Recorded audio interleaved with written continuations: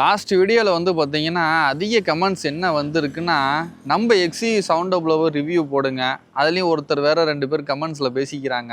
இவர் போடுறேன்னு சொல்லி ரொம்ப நம்மளை வெயிட் பண்ண வச்சு போடுவார் அப்படின்னு சொல்லி ஒரு பையன் சொல்லியிருந்தாப்புல. நான் வெயிட் பண்ண வைக்கல ப்ரோ. இன்றைக்கி வந்து நம்ம வண்டி எப்படி இருக்குது, என்னென்ன ஆப்ஷன்ஸ் வருதுன்றதை இன்றைக்கி பார்த்துருவோம். இன்றைக்கி ரிவ்யூ நம்ம எக்ஸி சவுண்ட் ப்ளோவோட ரிவ்யூ இன்றைக்கி வந்து நம்ம போட்டுருவோம். வண்டி வந்து பார்த்திங்கன்னா பிளாக் கலர்.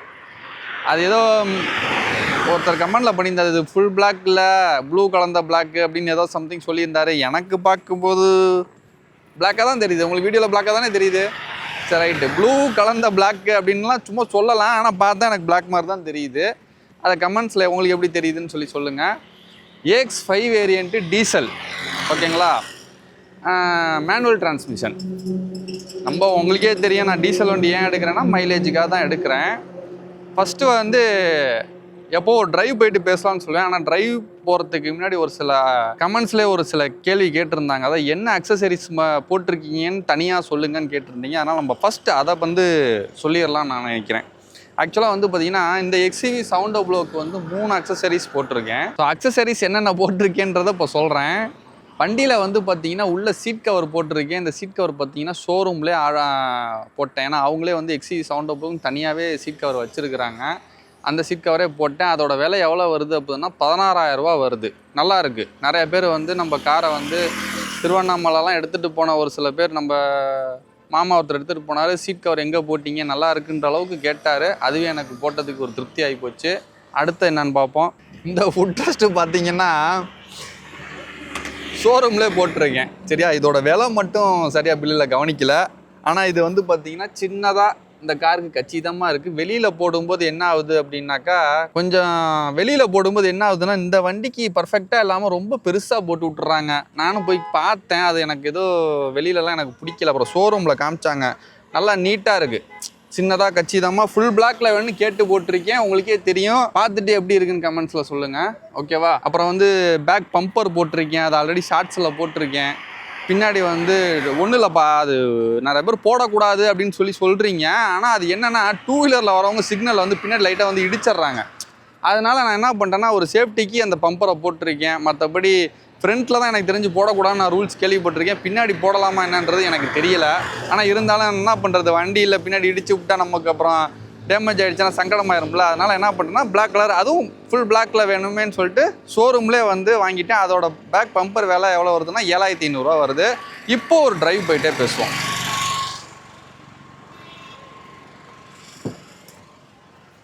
அதாவது எக்ஸிவி சவுண்ட் ப்ளோ நான் ஃபஸ்ட் டைம் டெஸ்ட் ட்ரைவ் பண்ணேன்ல, அப்பயே வந்து என்னடா வண்டி இப்படி இருக்குது அப்படின்னு சொல்லிட்டு ரொம்ப இம்ப்ரெஸ் ஆகிட்டேன். அப்போ எனக்கு செல்ஃப் ட்ரைவ் பண்ணுறதும் ரொம்ப பிடிச்சிருந்துச்சு. ரொம்ப எலக்ட்ரிக் ஸ்டேரிங்கு, நல்ல ஒரு ஃப்ரீ ஹேண்டடாக, ரோடு கிளியரன்ஸு, அந்த பேனட்டு தெரிகிறது எனக்கு ரொம்ப பிடிச்சிருந்துச்சி. ஓவராலாக அவுட்லுக்குமே வந்து பார்த்திங்கன்னா சூப்பராக இருந்துச்சு. ஆனால் இப்போ வண்டி வாங்கினதுக்கப்புறம் பார்த்திங்கன்னா எனக்கு ரொம்ப பிடிச்சி போச்சு. எனக்கு எப்படி சொல்கிறேன்னா, ஒரு கரெக்டான 7 சீட்டரை வந்து வாங்கிட்டோம் அப்படின்றது ஒரு சாட்டிஸ்ஃபேக்ஷன் வந்து எனக்கு நல்லாவே இருக்குது. ஏன்னா எங்கள் அப்பா அம்மாவுக்கே வந்து நான் சொல்லலை, எடுத்துகிட்டு போய் தான் காமிச்சேன். அவங்களுமே வந்து ஃபஸ்ட் டைம் பார்த்திங்கன்னா, என்னடா கருப்பு கலரை எடுத்துட்ட, எப்போ பார்த்தாலும் கருப்புங்கிறேன்னு சொல்லிட்டு அவங்க வந்து பார்த்துட்டு உள்ளே போயிட்டாங்க வீட்டுக்குள்ளே. அப்புறம் வந்து ஒரு ஃபேமிலியில் ஒரு ஃபங்க்ஷனாக, அந்த ஃபங்க்ஷனுக்கு போகிறதுக்காக எங்கள் அம்மா அப்பா வந்து இந்த பெரிய காரை கொடுத்து விட்டேன். நம்ம சவுண்ட் ப்ளோவை கொடுத்து விட்டு போயிட்டு வந்ததுக்கப்புறம் எங்கள் அம்மா ஃபோன் பண்ணி, வண்டி சூப்பராக இருக்குடா, டயர்டே தெரியலடா, நல்லா இருக்குடா. அதுலேயும் எங்கள் அம்மா என்ன சொன்னாங்கன்னா, செகண்ட் ரோ வந்து ரொம்ப சூப்பராக இருக்குடா. ஏன்னா நம்ம வந்து இனோவா கிறிஸ்டா வச்சுருந்தோம்னு சொன்னோம்ல, அதை விட இந்த காரில் செகண்ட் ரோ வந்து ரொம்ப ஃப்ரீயாக இருக்குது, ஸ்பேஷியஸாக இருக்குது அப்படின்னு எங்கள் அம்மா வந்து ரொம்ப எனக்கு ஃபோன் பண்ணி சொன்னாங்க. நல்லா இருக்குது அப்படின்னு சொல்லிட்டு. எங்கே ட்ராவல் பண்ணிவிட்டு கொஞ்சம் நேரத்துலேயே வந்து எங்கள் அம்மா சொன்னாங்க. எங்கள் அப்பாட்ட உடனே என்ன பண்ணேன், என்னம்மா அப்பா என்ன சொன்னார், கார் அன்னைக்கு பார்த்துட்டு ஒன்றும் பெருசாக கருப்பு கலர்னு கோச்சிக்கிட்டு போயிட்டாரு அப்படின்னு சொல்லி கேட்டேன். உடனே அப்புறம் எங்கள் அம்மா எங்கள் அப்பாட்ட ஃபோனை கொடுத்துட்டாங்க. கொடுத்தப்ப என்னப்பா கார் நல்லா இருக்கா அப்படின்னேன். சூப்பராக இருக்குடா, கலர் மட்டும் தான்டா கருப்பு எடுத்துட்டா, ஆனால் வண்டி நல்லா இனோவோட சூப்பராக இருக்கேடா. ஸோ நான் என்ன சொல்ல வரேன்னா, எங்கள் வீட்டில் 2 பேருமே வந்து, எங்கள் அப்பா அம்மா 2 பேருமே வந்து பார்த்திங்கன்னா அந்த இனோவாவோட ரொம்ப நல்லா இருக்குது, உள்ள அந்த ஸ்பேஸு, அந்த ஸ்மூத்னஸ் எல்லாமே நல்லா இருக்குது அப்படின்னு சொல்லிட்டு அவங்க சொல்கிறாங்க. உண்மையிலே சொல்லட்டுமா, எனக்குமே அப்படி தான் ஃபீல் ஆச்சு. ஆக்சுவலாக வந்து பார்த்திங்கன்னா நான் இனோவா கிறிஸ்டா சில்வர் கலர் எடுக்கலான்ற ஒரு ஐடியாவும் இருந்துச்சு எனக்கு. பட் ஆனால் அது மைலேஜ் ஒரு ப்ராப்ளம் ஒன்று இருக்குது. அதுவும் இல்லாமல் 120 கிலோமீட்டர் ஸ்பீடில் போகும்போது பிரேக் அடிக்கும்போது கொஞ்சம் உதறும். அந்த ஒரு 2 விஷயத்தையும் யோசிச்சுட்டு தான் நான் வந்து அதுக்கப்புறம் தான் சவுண்ட் ப்ளோக்கு வந்து நான் சேஞ்ச் ஆனேன். உண்மையிலே சொல்லப்போனால் இனோவா கிறிஸ்டாவோட ரொம்ப கம்ஃபர்ட்டாக நல்லா இருக்குது. அப்புறம் ஆஸ் யூஸ்வல் நம்ம எப்போவும் பார்க்குற மைலேஜ், இப்போ கூட ஆவரேஜில் சொல்கிறேன் 14 காட்டுது பர் லிட்டருக்கு தருதுன்னு. ஆனால் அது நான் வந்து ஐயோ அதுதான்ப்பா உண்மை அப்படின்னு நான் சொல்ல வரல. நம்ம என்ன பண்ணுவோன்னா, அடுத்து ஏதாவது இந்த வண்டியில் நான் இன்னும் லாங் போகல, நான் லாங்கில் போகிறப்ப கண்டிப்பாக அதை ஒரு மைலேஜ் டெஸ்ட் பண்ணி உங்களுக்கு ஒரு வீடியோ போட்டுறேன். ஆனால் இப்போதைக்கு ஆவரேஜில் வந்து 14 காட்டுது. தாரில் கூட காட்டலப்பா 14, 13.5க்கு மேலே காட்ட மாட்டேங்குது. சரியா, ரொம்ப சொகுசாக இருக்குது, நல்லா இருக்குது. அதாவது இந்த சவுண்ட் ப்ளோக்கு இந்த விலைக்கு நான் எவ்வளோக்கு வாங்கினேன்னா 22,10,000 இப்போ ஜிஎஸ்டி குறைஞ்சதுக்கப்புறம் வாங்கியிருக்கேன். சரிங்களா, அதனால வந்து பார்த்திங்கன்னா இந்த விலைக்கு இந்த கம்ஃபோர்ட்டு, இந்த ஆப்ஷன்ஸு, இந்த லுக்கு எல்லாமே எனக்கு ரொம்ப வேல்யூபிளாக இருக்குது. கரெக்டான ஒரு மணி, கரெக்டான ஒரு காருன்ற மாதிரி எனக்கு ஒரு ஃபீல் ஆகுது. அப்புறம் வந்து இந்த கார் யாருக்கு செட் ஆகும் அப்படின்னா எல்லாத்துக்குமே செட் ஆகும்ப்பா. பாலிடிக்ஸுக்கு யூஸ் பண்ணிக்கலாம். என்ன பாலிடிக்ஸுக்கு கொஞ்சம் கருப்பு செட் ஆகாது. சரிங்களா, அதனால் வந்து வேறு கலர் எடுத்துக்கங்க, ஒயிட்டு அதெல்லாம் எடுத்துக்கங்க. அப்புறம் வந்து பார்த்திங்கன்னா நம்ம எப்பவும் பிளாக் பிடிக்கும், அதனால் பிளாக் எடுத்துருக்கேன். உண்மையிலே சொல்லப்போனால் பாலிடிக்ஸுக்கு ஒயிட்டு தான் எனக்கு தெரிஞ்சு செட் ஆகும். ஒயிட்டு, சில்வரு, இது 2 தான் செட் ஆகும். ஓகேவா. இன்னொரு விஷயம் என்னன்னு கேட்டிங்கன்னா, இந்த காரில் எனக்கு ஒரே ஒரு பிடிக்காத 2 விஷயம் இருக்குது. ஒன்று வந்து பார்த்திங்கன்னா ப்ளூடூத்து ஆட்டோமேட்டிக்காகவே டிஸ்கனெக்ட் ஆகிக்குது. ஏன்டா அப்படி தானே ஆகுது, நம்ம டிரைவர் வந்து பாட்டு கேட்காம ஓட்ட மாட்டாப்புல, அவர் ஃபோன் ஆட்டோமேட்டிக்காகவே பாட்டு ஓடிக்கிட்டே இருக்கும்போது பாதிலே கட்டாயி வெளில வந்துடுது. அந்த ஒரு ப்ராப்ளம் வந்து நம்ம சவுண்ட் ப்ளோ செட்டில் இருக்குது. இந்த வண்டியில் 2ஆவது ஒரு மைனஸ் சொன்னேன்ல, பின்னாடி வந்து பூட் ஸ்பேஸே கிடையாது.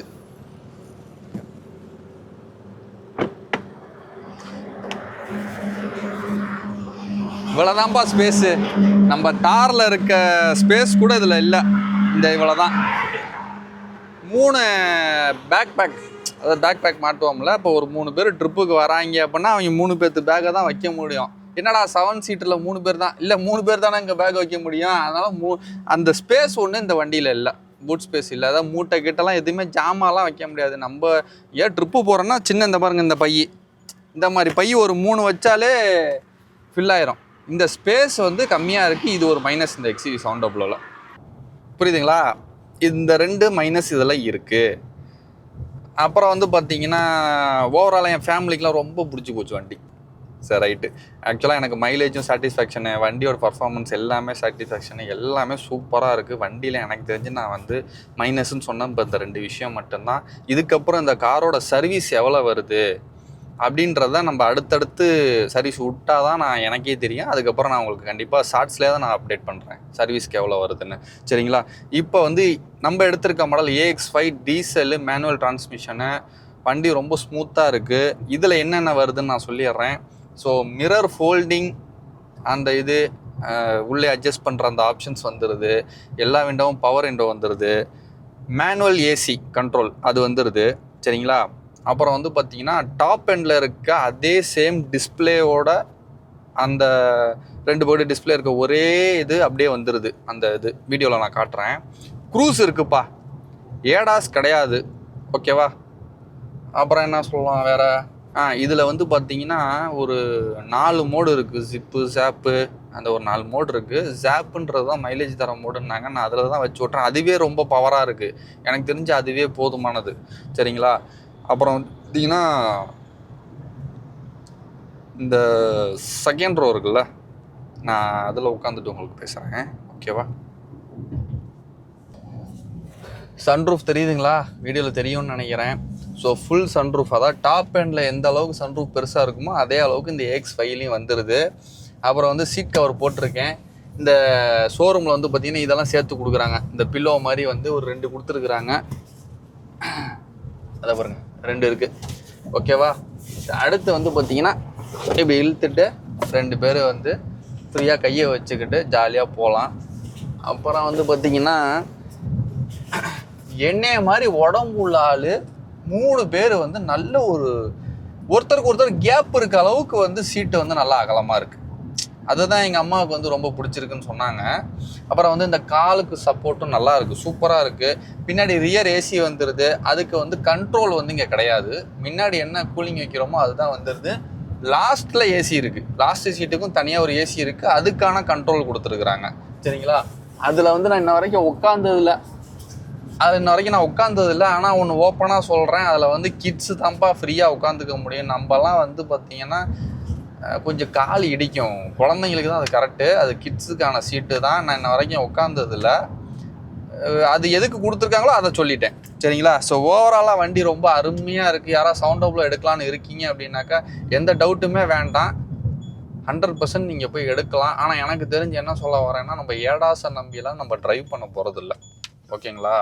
க்ரூஸ் கூட சில பேர் போட்டுட்டு அப்படியே போவாங்க, அது தேவை. இந்த வண்டியில் க்ரூஸ் இருக்குது, AX5ல க்ரூஸ் இருக்குது. சரிங்களா? நான் என்ன சொல்கிறேன், இந்த ஏடாஸுக்காக இப்போ இந்த AX5க்கும் AX7க்கும் வந்து பார்த்தீங்கன்னா எனக்கு தெரிஞ்சு ஒரு 3 லட்ச ரூபாய்க்கு பக்கம் வித்தியாசம் வருதுன்னு நான் நினைக்கிறேன். 3 லட்ச ரூபாய்க்கு மேலே வரும்னு தான் நினைக்கிறேன். ஸோ இந்த அமௌண்ட்டை ஒரு 3 லட்ச ரூபா மிச்சம் பண்ணி நம்ம AX5ல நல்ல எல்லாமே வந்துடுது, அதில் இருக்கிறது எல்லாமே வந்துடுது. ஏடாஸ் மட்டும்தான் வரலாம், அந்த ஏடாஸை நம்பி நம்ம ஓட்ட போகிறது கிடையாதுல்ல. ஸோ அதனால் நீங்கள் வந்து அந்த ஏடாஸ்க்காக பார்க்காம AX5 எடுத்துட்டீங்க அப்படின்னா உங்களுக்கு கொஞ்சம் மணி சேவிங்ஸ் ஆகும். அந்த காசு எடுத்து நம்ம இன்னும் ஒரு 4-5 மாதத்துக்கு டியூ கட்டலாம். இந்த மாதிரி விஷயத்தெல்லாம் வந்து நம்ம யோசித்து வாங்கணும்னு சொல்ல வரேன். நான் அப்படி தான்ப்பா யோசித்து வாங்கியிருக்கிறேன். என்னடா நீ டாப் அண்ட் எடுக்கலையா அப்படின்னு கேட்காதீங்க. அப்புறம் வந்து பார்த்தீங்கன்னா இந்த கார் வந்து AX5லே புஷ் ஸ்டார்ட் பட்டன் வந்துடுது. ஓகேவா? மற்றபடி என்ன ஒரே ஒரு வருத்தம், இதில் ஒரு ஒயர்லெஸ் சார்ஜர் கொடுத்துருக்கலாம். அந்த ஐஃபோன் வைக்கிறதுக்கு, அந்த ஐஃபோன் வச்ச சார்ஜரும்ல அது கொடுத்துருந்தாங்க அப்படின்னா இன்னும் ரொம்ப சந்தோஷப்பட்டிருப்பேன். இதில் கேபிளை போட்டுக்கிட்டு அந்த கேபிள் கொஞ்சம் இடையில இடைஞ்சலாக கிடக்கு, வேறு ஒன்றும் இல்லை. ஓகேவா? மற்றபடி நல்லா இருக்குது. இப்போ என்ன பண்ணுவோம், திரும்ப ஃப்ரண்ட் சீட்டுக்கு போயிடுவோம். இப்போ வந்து பார்த்தீங்கன்னா ஃப்ரண்ட் சீட்டில் உட்காரத்துக்கு எப்படி இருக்குது அப்படின்னா, நல்லா ஒரு எப்படி சொல்கிறது, நல்லா இருக்குது. அது எப்படி சொல்கிறதுன்னு தெரில, நல்லா இருக்குது. இந்த ஒரு இனோவா கிறிஸ்டாவில் போனால் இந்த சீட்டில் உட்காந்துருக்கவங்களை என்ன ஒரு ஆஹா யாருப்பா போகிறா அப்படின்னு பார்ப்பாங்கள்ல. ஸோ அந்த மாதிரி இந்த வண்டிலையும் பார்க்குறாங்க, இந்த வண்டிலையும் அப்படி தான் பார்க்குறாங்க. கொடி இருந்தால் எல்லாரும் பார்ப்பாங்க. ஆனால் ஒன்று ஓப்பனாக ஒரு உண்மையை சொல்கிறேன், இந்த கார் வாங்கினதுக்கப்புறம் ஒரு ஃபீல் ஆச்சு, இருந்தாலும் நான் சொல்கிறேன், இனோவா கிறிஸ்டா அளவுக்கு வந்து பார்த்தீங்கன்னா கொடியை போட்டு போகிற தோரணை இதில் இல்லை. சீரியஸாக சொல்கிறேன். XUV சவுண்ட் அவ்வளோ எப்படி இருக்குன்னா, ஃப்ளாக் போட்டிங்க அப்படின்னா ஒரு டீசெண்டாக இருக்குது. அந்த ஃப்ளாக் போட்டு அந்த காருக்கு நல்லா இருக்குது, உள்ளே போகிறது யாருன்னெலாம் பார்ப்பாங்க. பட் ஆனால் நான் ரோடு வியூஸ் பார்த்த வரைக்கும் ஓப்பனாக சொல்கிறேன், இனோவா கிறிஸ்டாவில் இருக்க அந்த ஒரு பாலிட்டிக்ஸ், அந்த கொடி ஃப்ளாக் பறந்துக்கிட்டு அந்த காரு போகுது பார்த்தீங்களா ரோட்டில், பார்க்கவே அந்த ஒரு தோரணை வந்து சவுண்ட் அவ்வளோலாம் வராது. அதோட தோரணையே வேறன்றது எனக்கு இந்த கார் வாங்கினதுக்கப்புறம் தான் அது ஃபீல் பண்ண முடிஞ்சிச்சு. உண்மையில சொல்கிறேன், பாலிட்டிக்ஸுக்கு வந்து நான் தாண்டா ராஜா அப்படின்னா லுக்கில் சொல்கிறேன், லுக்கு இந்த தோரணைக்கு சொல்கிறேன், நான் தான் ராஜா அப்படின்னா அது இனோவா கிறிஸ்டா மட்டும்தான். ஃபார்ச்சுனர் கூட தோற்று போயிரும்ப்பா, ஃபார்ச்சுனர் கூட எனக்கு தெரிஞ்சு தோரணையாக தெரியல. சீரியஸாக சொல்கிறேன், இனோவா கிறிஸ்டாவே போதும் பாலிட்டிக்ஸ்க்கெலாம். என்ன நீ XUV சவுண்ட் அப்ளோன்னு சொல்லிட்டு இனோவா கிறிஸ்டா சொல்லிட்டு இருக்கேன்னா, நான் உண்மையிலே சொல்கிறேன், என் மனசில் பட்டதை சொல்கிறேன் உங்கள்கிட்ட. அதுக்குன்னு சவுண்ட் அப்ளோ எடுத்திருக்கேன்றதுக்காக வந்து மாற்றி பேசலை நான். அதனால் வந்து ரொம்ப தீவிர பாலிட்டிக்ஸில் இறங்க போகிறீங்க, எனக்கு ஒரு தோரணை வேணும்னா கண்டிப்பாக நீங்கள் வந்து இனோவா கிறிஸ்டா தான் போகணும். இதில் வந்து இந்த பாலிட்டிக்ஸ் தோரணைலாம் வராது. பாலிட்டிக்ஸ் தோரணை வேறு, அதாவது கெத்தாக இருக்க ஒரு தோரணை வேறு, டீசெண்டாக இருக்க தோரணை வேறு. சவுண்ட் அவ்வளோ டீசெண்டாக இருக்கும். இனோவா கிறிஸ்டா வந்து பார்த்திங்கன்னா நல்ல கெத்தாக இருக்கும். இதில் கிடைக்கிற ஒரு பப்ளிசிட்டியை விட, கொடி போட்டு போகிற பப்ளிசிட்டியை விட இனோவா கிறிஸ்டாவில் கொஞ்சம் கூட கிடைக்கும்னு சொல்ல வரேன். சரிங்களா? நான் அது ஃபீல் பண்ண முடியுது. ஓகேங்களா? மற்றபடி அப்போ நீ என்ன வருத்தப்படுறியா இனோவா கிறிஸ்டா வாங்கலை அப்படின்னு கேட்காதீங்க. இந்த கார் வாங்கினா எனக்கு 100% சந்தோஷம் தான். நான் வந்து ஃபுல் டைம் பொலிட்டீஷியன் அந்த மாதிரிலாம் நம்ம கிடையாது. யாராவது இந்த வீடியோ பார்க்குறவங்க ஃபுல் டைம் பொலிட்டீஷியனாக இருக்கணும், அதனால் ஒரு கார் வாங்கணும் அப்படின்னு நான் ஒரு பிளான் பண்ணிகிட்டு இருக்கேன், அதில் XUV சவுண்ட் அப்ளோ வச்சுருக்கேன் அப்படின்னா அவங்களுக்கு ஒரு யூஸ் ஆகட்டும்ன்றதுக்காக நான் அதை சொல்கிறேன், வேறு ஒன்றும் இல்லை. அங்கெல்லாம் கெத்து தான் தம்பி மேலே வர முடியும், நல்லது பண்ணி மேலே வரத்துக்கு இன்னும் சில கட்சிகள்லாம் வரணும், வந்தால் நல்லது பண்ணி மேலே வரலாம். ஓகே, சரிப்பா, நான் XUV சவுண்ட் அப்ளோ நம்ம காரை பற்றி சொல்லிட்டேன். வேற என்ன சொல்லலாம், as usual பழைய ரிவ்யூவிலே நிறைய சொல்லிட்டேன். காரில் வந்து பார்த்தீங்கன்னா எல்இடி லைட், அந்த ஒயிட் லைட்டு தான் வருது, ஃபாக் லாம்ப்லாம் வந்துடுது. பட் இன்னும் சொல்லட்டுமா, எனக்கு அந்த ஹாலஜன் எல்லோ லைட்டோட விசிபிள் வந்து இந்த ஒயிட் லைட்டில் இல்லைன்னு தான் சொல்லுவேன். பக்கத்தில் நல்ல வெளிச்சமாக இருக்குது, ஆனால் மழை டைமில் வந்து பார்த்தீங்கன்னா எல்லோ லைட்டு தான் பெட்ரு. இந்த ஒயிட் லைட் எனக்கு என்னமோ வந்து மழை டைம்லலாம் வந்து பெருசாக எனக்கு வந்து ரோடு விசிபிளாக தெரிகிற மாதிரியே தெரியல.